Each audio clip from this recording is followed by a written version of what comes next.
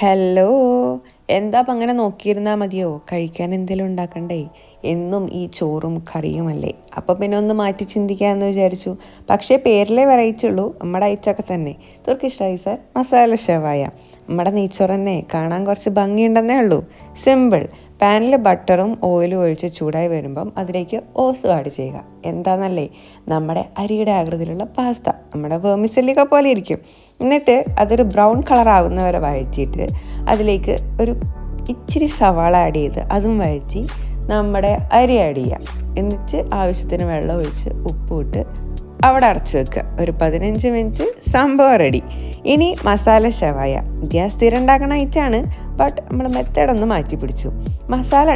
മസാല ഇടാതെ ചിക്കൻ ഉപ്പിട്ട് വേവിച്ചിട്ട് ഒന്ന് ഫ്രൈ ചെയ്തെടുത്തു. എന്നിട്ട് നമ്മൾ ഉണ്ടാക്കി വെച്ച മസാല പാനിലേക്ക് ഒഴിച്ച് ഒന്ന് കുക്ക് ചെയ്തെടുക്കുക.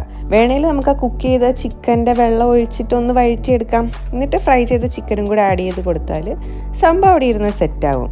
നോട്ട് ദി പോയിൻറ്റ്, കുക്ക് ചെയ്യുമ്പം വൈറ്റ് റൈസ് ഇടരുത്. ഇട്ടതാ ഇങ്ങനെ ഇരിക്കും, നമ്മൾ നല്ല മഞ്ഞ പുള്ളികളൊക്കെ ഇതങ്ങനെ വരും. എന്നിട്ട് നമ്മുടെ ചിക്കൻ അവിടെ ഒന്ന് ഇരുന്ന് സെറ്റാവട്ടെ. മസാല സെപ്പറേറ്റ് ആയിട്ട് കുക്ക് ചെയ്തുകൊണ്ടാണ് ഇങ്ങനെ നമ്മൾ സെറ്റാവാൻ വെക്കണത്. നമ്മുടെ നോർമൽ കുക്കർ ഷവായ, മസാല ഷവായ ഒക്കെ ആണെങ്കിൽ നമ്മൾ കാത്തിക്കേണ്ട കാര്യമൊന്നുമില്ല, നമുക്ക് ഇപ്പം തന്നെ കഴിക്കാം. ഇനി സെർവ് ചെയ്യാം. നമുക്ക് സംഭവം റെഡി ആയിട്ടുണ്ട്. കഥ പറഞ്ഞ് കുറച്ച് നേരമായല്ലോ. സംഭവം കൊള്ളാം. റൈസ് അടിപൊളിയാണ്. നമ്മുടെ നെയ്ച്ചോറ് തന്നെ, ബട്ട് എക്സ്ട്രാ കുറച്ച് ഐറ്റംസ് ഒക്കെ വന്നതിൻ്റെ ഒരു ടേസ്റ്റ് ഉണ്ട്. ആൻഡ് ഷവായ അടിപൊളിയാണ്. പക്ഷേ പേഴ്സണലി എനിക്ക് നമ്മുടെ നോർമൽ കുക്കർ ഷവായാണ് ഇഷ്ടപ്പെട്ടത്. കാരണം മസാലയൊക്കെ അതിലേക്ക് അങ്ങോട്ട് പിടിക്കണം അപ്പോഴാണല്ലോ. ഇത് ഫ്രൈ ചെയ്തുണ്ടാക്കിയോണ്ട് അത്ര ഗുമ്മൊന്നുമില്ല, പക്ഷേ സംഭവം കൊള്ളാം.